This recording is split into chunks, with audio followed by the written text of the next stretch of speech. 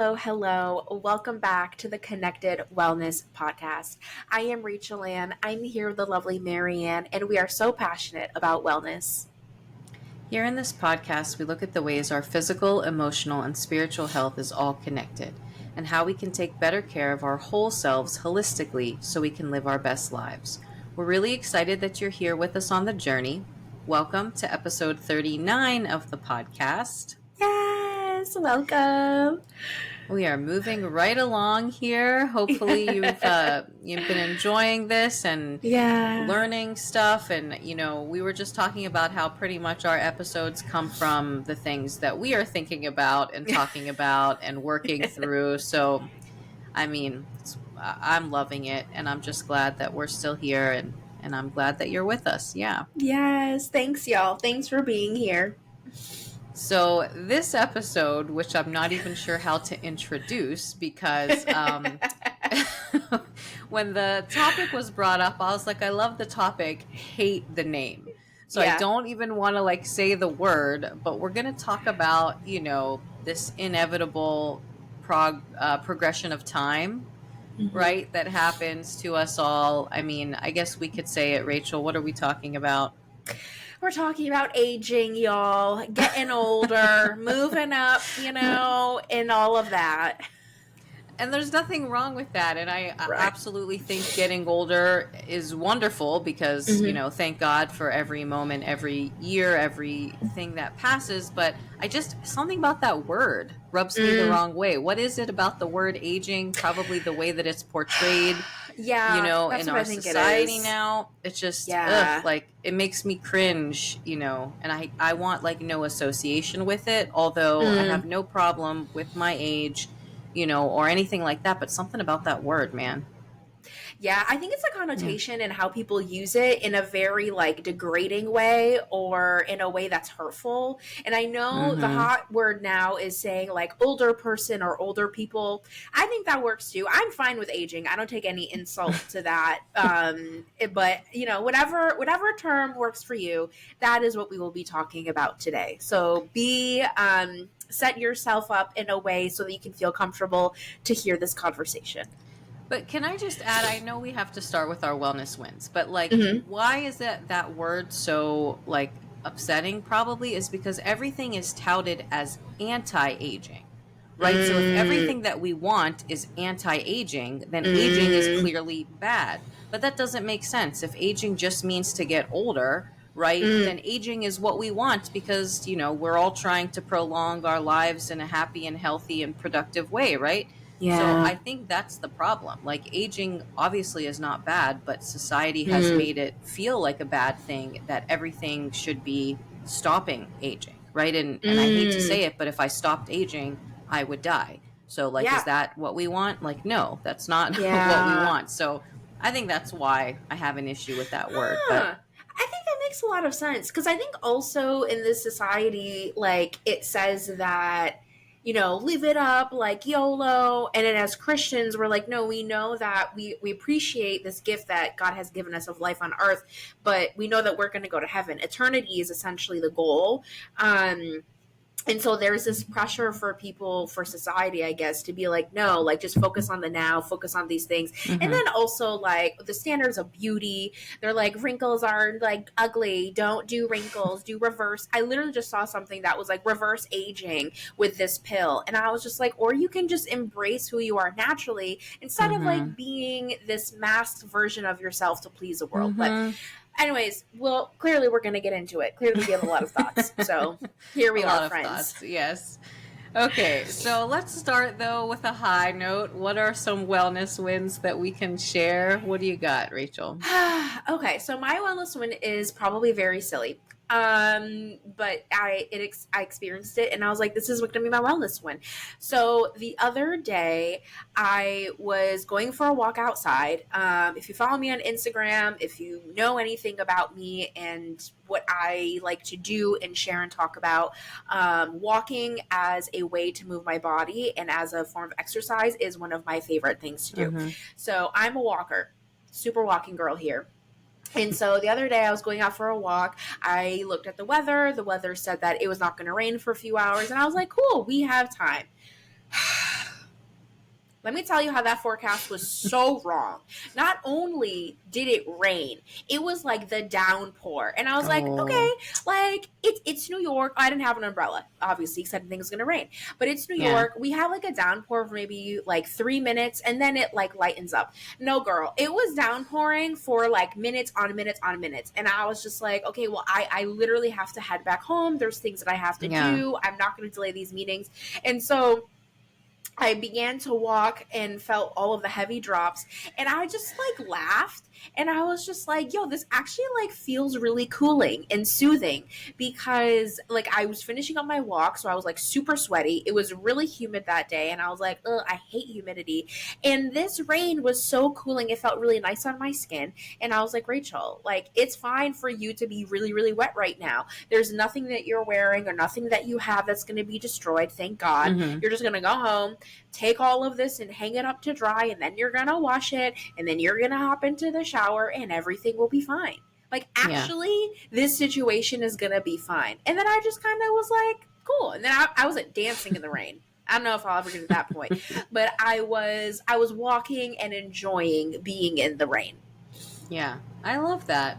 That is like totally reframing what could have been a super annoying circumstance, right? That puts Mm-hmm. you in a bad mood, Mm. for the rest of your day, and realizing like this is not what I would have wanted when I left my Yeah. apartment, but this is okay, Yeah. Yeah. I love that. Good Yeah. job. Thank you. Thank you. I think I'm you I'm can proud. dance in the rain one day. We can I love your dance. faith in me. Yeah. We'll see. I don't know. We'll The see if thing I'm that ready I to will bust never out. do is jump in the puddles. That's just a little over the top for me. I would Um, dance in the rain, but the puddles and like the splash and the mud, I can't really get down mm, with that. Yeah. that's true. Like I can I see hate when my that. socks get wet. Yeah. Well, rain boots. That's why rain boots are your Yeah. friends. Rain boots, exactly. Yeah. But Yeah. I Do I mean, have any? No. like jump in the puddles, I don't know. But yeah, I think Yeah. it's a good start. Yeah. We'll work our way up there. Yeah. Totally. All right. So my How about wellness yours? win, Mm-hmm. it's also kind of like a reframing, a shift of perspective. So Mm. obviously, exercise is a big part of my wellness journey. We've talked about that a lot, and the last few months, I don't even understand what's happening. I need to sit down and just like do an inventory of my time, because sometimes I Mm. just feel like I don't know where my time goes. I have no time for the things that are important to me, like exercise and certain types of Mm. exercise. So I've been doing my best, and I'll do a lot of walking if I can't get a real. Sorry, I don't mean that, but like a traditional workout in. Mm. Um, but I realized lately that when I was missing my strength training, it wasn't because I was like, oh, I'm not burning enough calories, or I'm gonna like lose my gains, or like any of that, Mm. like, fitness speak or whatever. I realized I missed it because I enjoy it. Like, I enjoy, Mm. the feeling of power that I get from it. Like, I know that it's good for my body as Mm. I age without using the word aging, right? It's good to strength train and keep your muscles strong. And so, like, having that perspective of I miss it and I want to do it because I like it and I know it's good for me, versus feeling, oh my gosh, I didn't get to strength train, and, Mm. now I'm going to lose all my progress, and, I feel guilty. So it Mm. removes the guilt by having like these other reasons and having these other benefits in my mind for why I'm doing the things that I'm doing. So that Mm. shift was kind of big, because for a long time it would just be guilt. Like, I should be Mm. doing this and I feel bad that I'm not able to do this. Whereas now I'm like, I wish I could do it, but I want to do it because I really do enjoy it. And then when I picked Mm. up the weights again, I was like, this is awesome. I bumped my music and I like felt really good about it. Um, Yeah. and yeah, the loss of guilt is like a big deal for me, and like very Wow. freeing. Yeah. Yeah, that's amazing. I think that's something that a lot of us childhood immigrants can relate to, is that feeling of guilt about everything all the time. And so for you to release that, that's incredible, Marianne. That's huge. Thanks. I mean, I have guilt in many other aspects of my life, but I'm releasing it for the fitness part anyway. I think I've like Yeah. finally come to the point where like I have the reasons that I'm doing the things that I'm doing are not related Mm. to changing the way my body looks, right? It's about how I feel, and that's Mm, a big thing. Yeah. So mm, I was mm-hmm. excited to notice that. I just was like, I miss working out and I miss lifting weights, but because I like it. That was like Yeah. a big thing. Yeah. Yeah. Not many people like working out, girl. So that's a big deal. Have you tried Taibo? I'm gonna always say that. Just try Taibo and then tell me. If you don't like it, it's fine. It's fine. But I highly Yeah. recommend it. I did that after a long absence too, earlier this week, and I was like, man, I felt good. I missed me some Yeah. Billy. Yeah. I'm so happy for you. Thank you. Thank you. Thank you. Well, okay. So let's get back to this topic. Maybe you can tell me, because you're the one who brought the topic to Yeah. light when we were thinking of this episode. So what is making you think about this, especially as you are much younger than me? So I'm interested what is making you think about this topic. Yeah. So I've been thinking about this topic, and I think it's been coming up in like various conversations for me. And I was having a conversation with somebody, and she was just talking about how she was navigating her parents getting older, and she's like, okay, like I just want to do what makes them happy. I want to make sure that they enjoy the rest of the years that they have here, right? Very like blunt. And I was like, oh, that's like real. And it started to help me, or started to make me think about, especially where I live, which is New York City, how it is easy or difficult for certain people of certain abilities and ages and life circumstances to navigate, like literally using the subway. And so I think I mentioned that I hurt my knee, so I've been using the elevators a lot more in the subway stations. And I love New York City, but New York City is not accessible, y'all. It Mm, is just not. And so I've just been having more and more thoughts about, wow, like people who are different than me, or people who have different circumstances, different hardships, health, ages, all of that. What does life look like for yeah. them as I'm experiencing changes in my own life? So that was like one aspect of it. And another aspect of it, and I'll I'll share this, mom and dad, you're gonna laugh, was me having a conversation with my dad.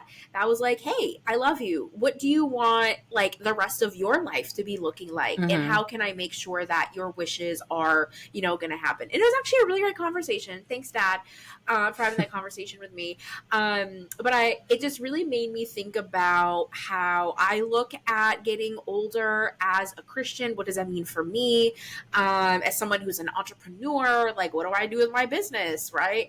And it's just a lot of questions about, as I get older, what do I want my life to look like? Mm-hmm. And so then I had that thought, and then I texted Marianne, and now here we are.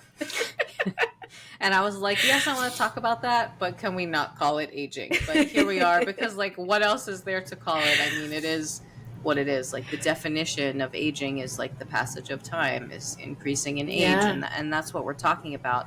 And I think that it's interesting though that idea can be present for us no matter what age we are at. You know what I mean? Mm, People in their 20s could be thinking some of these same things, because we're always in a period of transition, right? So, like, your life might be changing as you graduate mm, college, for example. Like, that's a completely different life than, being adulty adult when you're no longer in school. And yeah. our parents, complete generation above us, are also thinking about aging in a different way. So it's like something that we all have to face, and it means different things to all of us, Yeah. right? Whatever stage, Yeah. because I really think that it's just a transition, maybe Mm, a new stage of life, going from, again, student to not student, going from single to married, or childless to with a child, or jobless to job, or job to retired. Like, there's so many different transitions that can mm, fall into this category, and it doesn't even have to be really about age, about the yeah. number. So yeah, I thought that was interesting. Yeah, that's real. I think part of like what we were talking about earlier with like the connotation of the term aging, I think people have a lot of fear and a lot of feelings. I'll just say that. People have a lot of feelings about dying or death. And I think that's very real. And so aging has this connotation of like, oh, because you're aging, that means you're closer to death. Technically, they're not wrong, but also like that doesn't mean that you are so focused on that you are missing what you are able to do and enjoy in your life now. And something that we're seeing a lot, and these are conversations that I'm having with my friends, but also with a lot of clients of mine, is people are either dying unexpectedly or it's not an age thing. And they're like, wow, like there's really just a lot of things that are happening in this world that's making me understand how life is really, really precious. And I guess I just didn't realize it like that. Mm-hmm. So I think as a society, especially since COVID, and especially with all the things that are happening in the world, a lot more people are wondering and asking questions about death and grieving, and inevitably aging comes alongside that as well. So I get it, and my hope is that this episode can be part of the destigmatizing of aging, of getting older, Right. and helping people embrace their life where it is now, and being able to see how God is still good, is still working, isn't mad that you're aging, but instead is like, cool, I'm so happy you're continuing to live your life. That's Yeah. great. You Yeah. know? Yeah, and I think it can be such a great opportunity to like reassess goals, reassess like kind of the way that you're living your life. Like you asked the question, like how do you want to live the rest of your life, right? So it Mm, doesn't even matter how long that is. God willing, it's long and fulfilling, but like it's a really a good chance. So if you think about, okay, I'm getting older, great. Let's take this yeah. as an opportunity to introspect, to reassess, like what were my goals 10 years ago? What of them have I achieved? What has changed? Obviously, probably Mm, many things, that I wanted 10 years ago, I don't necessarily want now. So, what are these new goals that I can create? And sometimes we think that things have an expiration date, our goals, but they don't have to. The vast yeah. majority of them, I think, don't have an expiration date. So, if something is still a goal, great. Like, take this time to be like, okay, this is still a goal of mine to write a book or to move into this new career or to do whatever, and how can I maybe make that a possibility? Like, where am I at Mm, now compared to where I was before that would help me reach this goal, you know? mm. That's real. I think a bias that I have as somebody who lives in New York is that I see people of all different identity factors living their life fully. And Mm, so it is not uncommon to see an older person, they're like, yeah, I just started a new career because that's what I wanted to do. Right? mm-hmm. Literally, when I was walking outside today, there was someone who was like, hey, I'm a dog walker and I'm retired, and so all I want to do is like walk dogs. And I'm like, that's amazing. Right? And so it's stuff like that that makes you realize that truly you are able to enjoy your life however it is that you want to enjoy it. Yes, you want to be realistic and honest with yourself about what are your limitations, what are your non-negotiables, all of that. But I think when it comes to goals, something that I forgot. I think I heard this in like a podcast or something. And when it comes to thinking about goals and making really big decisions, like to have kids, to go to college, where to live, should you have a house or should you rent an apartment, right? Those big questions that have a long term impact. What can help you figure out what those answers are is to think about when you are older and how do you want to think and feel when you are older. Mm-hmm. So imagining, for me, I imagine myself with my husband sitting outside on a porch, being old and wrinkly and smiling and just being like happy, drinking some tea. For some reason, that's always a picture that comes to my mind. And I'm like, what would make that future Rachel happy? And well, she wants to feel happy. She wants to feel fulfilled. She wants to feel relaxed and rested. So, what are the things that I can do now that can help her feel that way? And that helps me to inform my goals and how I want to live my life and all of that. And so, I think that can also be a part of the aging conversation, is like a fear that, oh, I'm getting older, so I don't know if I accomplish everything that I want to Mm-hmm. do. There's so much pressure to be like, you need to get all your degrees by the time you're 30, you need to get married and have kids by the time that you're 25, like all of these things. Mm-hmm. And instead, just thinking about how it is you want to feel when you are older, and then allowing yourself to go and experience those things. And it's like a nice, I don't know, it's like a gentle way. Because we talked about goals. Goals can be really intense. So I feel Yeah. like it could be like a gentle way to, and a still effective way to approach your goals. Yeah. Well, first, side note about your vision of a wrinkly couple drinking tea together. I'm wondering if that is influenced by our grandparents who were cute and wrinkly, sitting Um, together, often drinking tea, especially for our grandmother, tea oh, with milk, shave yeah, 11, right? For any yeah. Arabic speakers.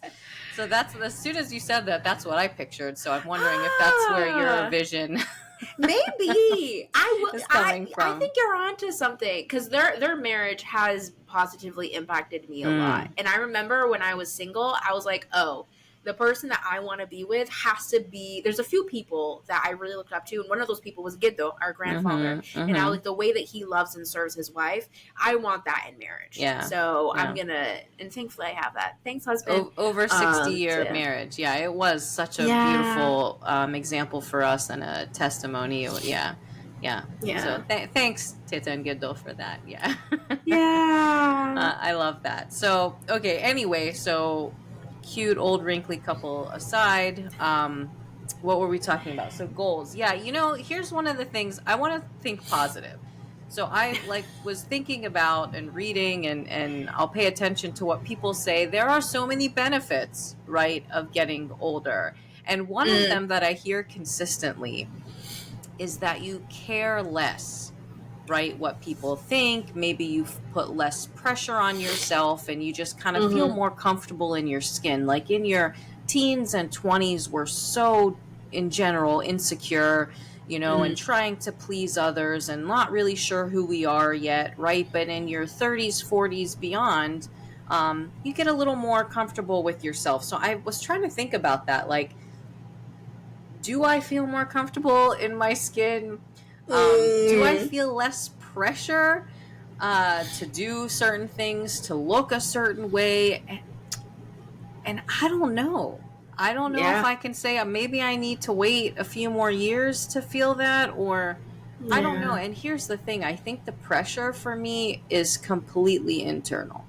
Like, I really think it's not Mm, an external pressure. mm, Even though I'm sure the internal pressure is influenced by my external environment, but I feel mm, still like I put so much pressure on myself, and I have to keep reminding myself. So speaking of this age business, I'll look in the mirror and I'll be like, I look my age, and I'll be like mad about it, and then I'm like, mm, mm. and then I have to like self-talk, like, what's wrong? What is wrong with looking your age? You know what I mean? Like, Yeah, there's nothing wrong with looking your age. However, society will tell us, with all of the anti-aging, products and the Botox and the surgery, that there is something wrong yep, with looking your age, that you yeah. shouldn't look, your age. So I don't know. It's like a struggle for me. I don't know if I need to Yeah. be older to feel that decrease in pressure. But have you heard that before? Yeah, girl, I definitely have. I when I was turning 30, they were like, "Yo, get ready. You're going to like not care about anybody says." And I was like, "Cool." And I turned 30 and I was like, "Wow." Even before 30, I was kind of like that, but there was something about turning 30 that I was like, "Wow, I'm really just going to live life in a way that is holy and healthy. And if y'all don't like it, you don't like it. And that's your Mm-hmm. business. That's cool for you." But I don't know if it's so much like of a number, like a specific age number, or if it's you have a certain amount or certain life experiences that bring about this message of like, hey, the more that you care about other people in this way that's unhealthy, the more unhappy you're going to be. Mm-hmm. And then you just get to a point where you're like, I'm done. Like I hit my Yeah. limit on this misery and I'm done. So I don't know if it's a number. I don't know if it's like certain life experiences. I don't know if it's both.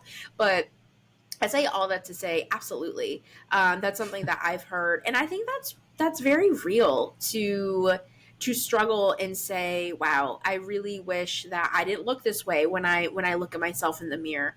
Also, I don't think you look your age. Not that it's a problem to look your age, but I also don't think so. But that's just me. I also like know your personality and stuff, so Yeah. I don't know. Yeah. You Now I'm know saying too you're much. immature, It which is doesn't not the case. matter. It doesn't matter at all. Like, Yeah. that's not my point, is Yeah. that I like I'm glad that I at least recognize that when I do have that thought, I can Yeah. interrupt it and be like, okay, and like, Yeah. because it's so, if you just let it go, oh my god, I look my age, and oh my gosh, do I need to like go to the dermatologist or buy this new thing I saw on Instagram, or should I, Mm. but I've Mhm. at least learned to interrupt it and be like, okay, Yeah. great, you are this age. I love that I won't say it, but you are this age, and that's fine. And praise God that you're this age, right? Yeah. Because I said this earlier, but Yeah. like, again, if you break it down, every year older that I am is a huge blessing. It's a huge gift to have these Yeah. years, especially when Yeah. they're healthy. So like, for me to not want to be older is unbelievably ridiculous if you really think about it, you know? Yeah. Yeah. Yeah. That's So real. Honest. Mhm. go ahead. Go for it. No, no, go ahead. Honestly, I'm really looking forward to getting older. And people are usually really surprised when I say that. And I'm just like, I don't know. I think just where I am in my life right now. Like I said, I turned 30, well, I'm 33, but when I turned 30, I just definitely amped up in like the self-confidence and in the doing things that were scary, but I knew was holy and healthy. And I've been seeing the fruit of that. And I'm like, yo, and I just started doing this. Like, imagine what my life is going to be like when this is the norm. Like, Mm-hmm. it's mostly the norm now. There's still some things that I'm navigating, figuring out, but imagine when this is the norm, and imagine what my life will look like as like I have been doing this for Mm-hmm. years, when I have more of my life in the past that has been filled with me doing things that are holy and healthy and scary, as opposed to most of my past has been like the struggle and the trauma and all of that. Like, imagine like what that's gonna be like. And I'm Mm-hmm. like, yo, I'm really excited about that. I also really like gray hair. I will never forget, I saw this. I think I was just like literally walking on the streets of New York, minding my business, cool, and I saw this older woman, and she had black. No, sorry, her hair was curly and it was gray, and it was just like free. It was not. There was no part. I don't know the last time she brushed it, but she was just free. She was wearing like a flowy dress. She had like an oversized bag, and I was just like, God, I want to be like her now, but definitely when I get older. Mm-hmm. And I'm just like, why not let like my gray hair be free? And I also just like it. Like, I think aesthetically it looks like pretty. Like, I'm like, ooh, it's shiny. Mm-hmm. Like, shiny hair sounds really nice. So I don't know. I think that, and then I'm also thinking about people in my life who I'm thinking about my dad again, um, who like have this attitude of like, yeah, I'm gonna do me and you do you. And if you don't like it, that's cool. But I'm Mm-hmm. still just gonna be really comfortable in doing whatever it is I want to do. Not in Yeah. a way that's like a jerk face, Yeah. but in a way that's just like, yeah, bro, like I have come too far in my life to decide how to live my life around you and your gossiping and your opinion and like whatever it is. And I'm like, that's like really admirable. And my dad has always been like that. Not since he's been older or Yeah. aging or whatever. He's always been like that. So I think that's also something that I'm thinking about. I don't know, just the idea of like this, I don't want to say this fresh Rachel, but this sense of newness that I'm experiencing in my life, and the idea that this is going to continue in my Yeah. life. And I'm like, wow. I'm also a newlywed. That's probably a factor too. Um, so I don't know. Me personally, I'm looking forward to it. Yeah. Well, I think I understand that. Like, what is this going to look like 10 years in, 20 years in? Mm, Like, this new lifestyle, this new me, basically, right? Like, that's what you're looking yep. forward to. And I get that. That's awesome. Yeah. Yeah, I totally get that.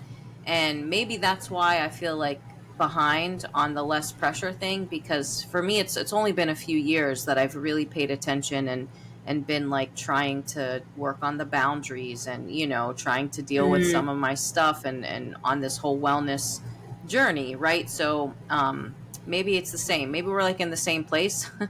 I'm just like behind yeah. in I was a little bit older, but yeah. I don't think you're behind, Yeah, girl. it's You are well, not behind. you know what? Mm-hmm. That actually brings me to a good point that I wanted to bring up. That the Mm-hmm. problem is that we compare so much. right? Like, why Mm, is it a problem girl. that I'm getting older? Because if I see that, oh, people who are much younger than me have done these things that I think that I should have done, right? Mm, And then I get upset that I'm too old. And again, there's no expiration date. We are all on completely different journeys. Like, it makes no mm-hmm. sense to compare um, between other people and where you are at this age and that age. And that's why, as much as I like kind of admire those under 30 lists or under 40 lists, like the people doing amazing Mm, things, um, I kind of wish they would do something else. Like, have you ever heard people say, well, give me like the over 50 list, like the person who got their yeah. degree, when they were 60 years old, or published their first book, when they Yeah. were at that age, or found the love of their life, at age 70. And that does happen, but we just like don't Yeah. hear about it. So yeah, that's a big one. The comparison. It's so Yeah. easy to let the automatic comparison thoughts get to you. And just like I was saying earlier, like, you need to interrupt them. You need to kind of Yeah. correct them and be like, no, that's not a problem that they're doing this Yeah. and I haven't.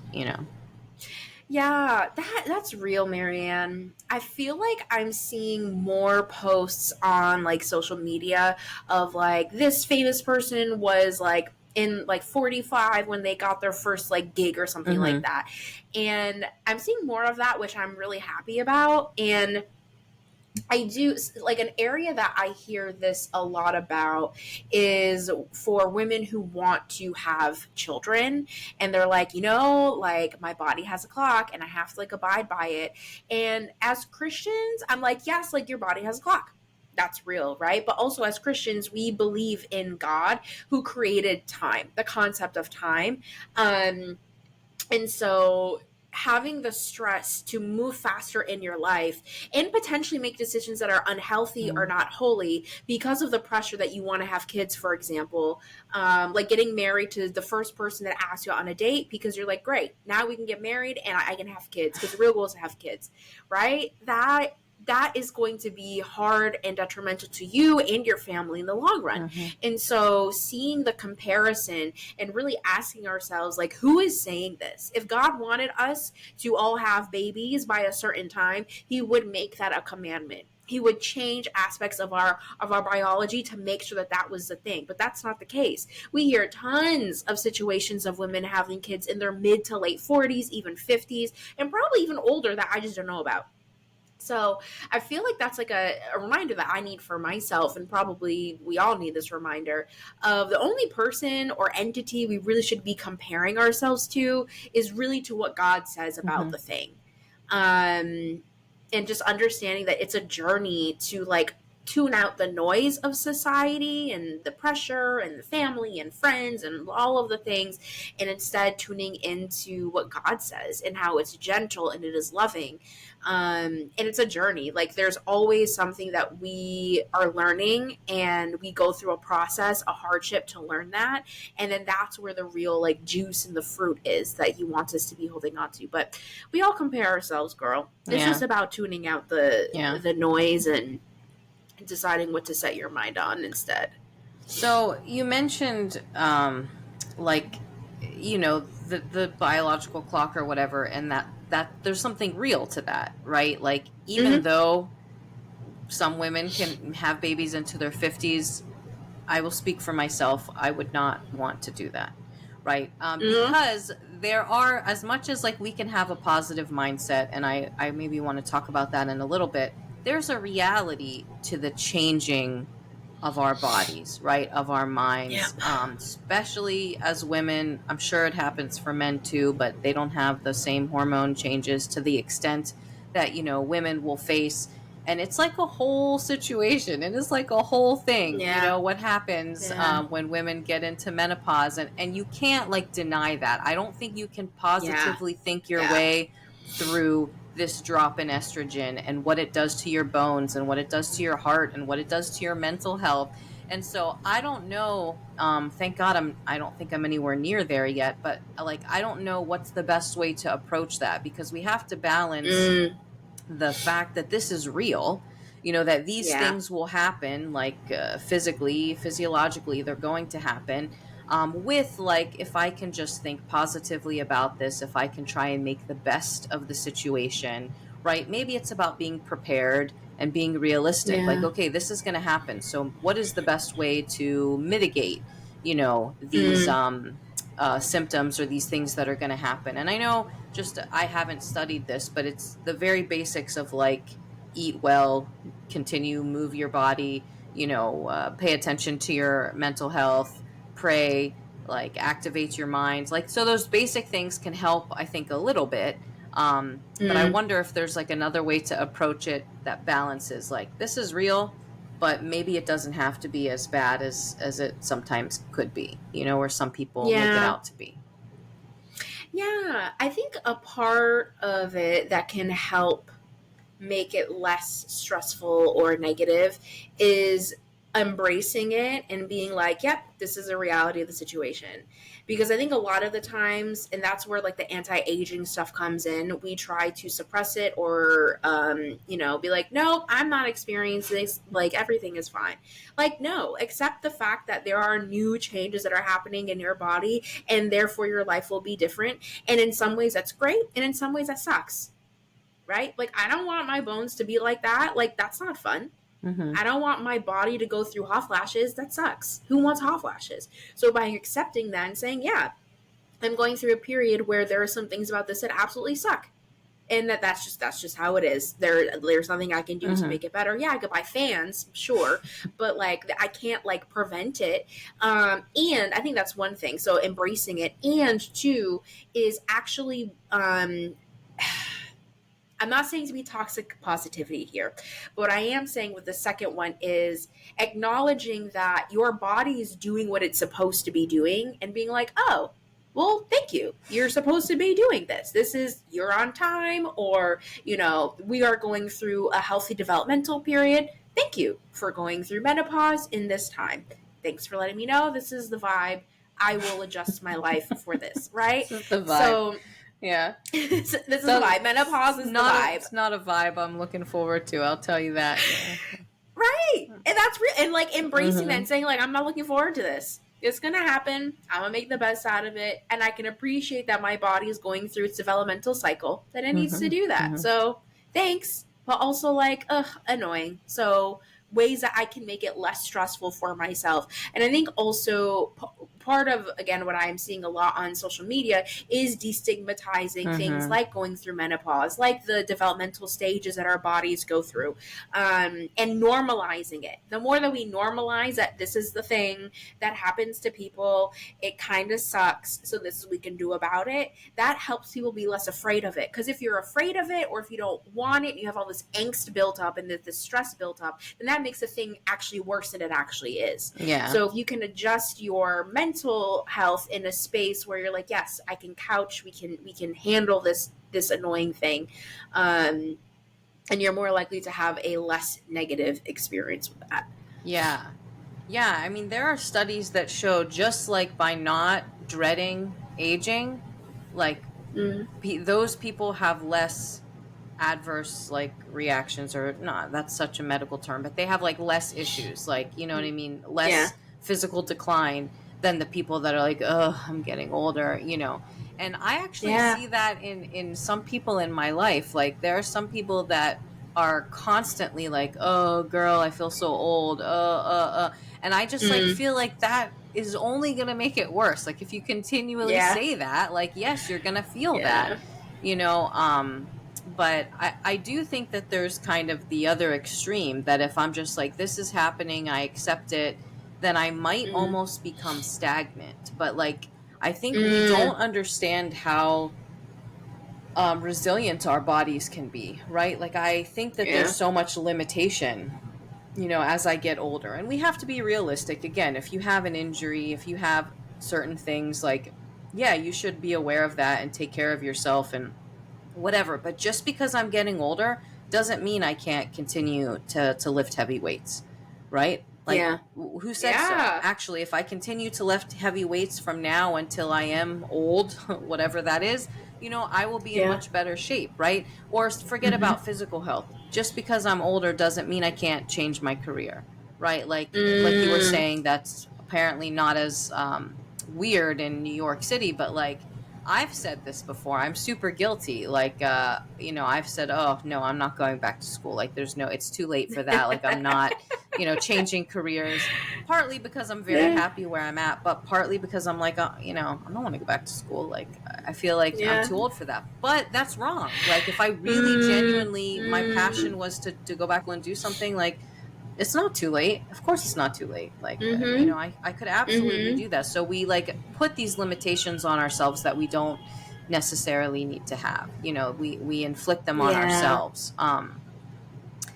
But there was something I wanted to say earlier and I cannot remember what it was. As you start to think about it, you remember? Go. I do remember. Go for it. Because you were saying that you tell your body, like, thank you. You're doing what you're supposed to be doing, right? So this dialogue with my body, this has nothing to do with age, I don't think. But anytime that my body is not acting the way that I want it to, so I don't feel well, I get like mad at it. Like it feels like a fight, between me and my body. I'm like, how dare you have pain in, my neck is always hurt. Like, stop it. You stop doing this to me. Yeah. Right? Like, stop doing this to me. But I think it's very interesting because that antagonism is not going to be helpful. Like I am not separate from my body. Me and my body are one, and someone did tell me before, I may have mentioned it, that like, we need to have compassion on our bodies when something is going on, and instead of being like, you're doing this to me, stop doing this to me. I can imagine, hey, it must be hard for my body to be going through these things, to feel this pain, to have this inflammation, that's causing all this pain, and to treat it with compassion.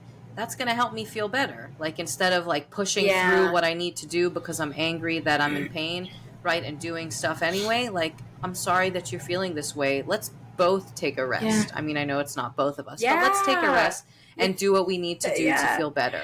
How about a heating pad? Let's take 10 minutes and then see how we feel, right? So I don't know if that sounds like a little bit like multiple personality, speaking to myself in the plural, but I really think that makes a big difference, that like perspective and not being so antagonistic, because I'm super guilty of that. Absolutely. I'm like, get so annoyed at my body when it doesn't do what I want it to do. I had my gallbladder taken out many years ago, and I remember it felt like a betrayal. I'm like, gallbladder, like, why are you doing this to me? Like, why are you making these stones that causing drama, and now I have to have surgery? Like, I was like mad at my gallbladder. Like that. I mean, it's ridiculous, but maybe I hope someone can relate, because I feel a little bit like unstable even speaking like that, but that's how I felt, and it's not going to be helpful. So I think moving forward, as things continue to change inevitably, like, I need to have a little bit more compassion and feel like we're on the same team, not that I'm like fighting against my body. Yeah. Girl, you are not alone. You are absolutely, positively not alone. It doesn't sound like multiple personalities, but what it does sound like, and I think a lot of us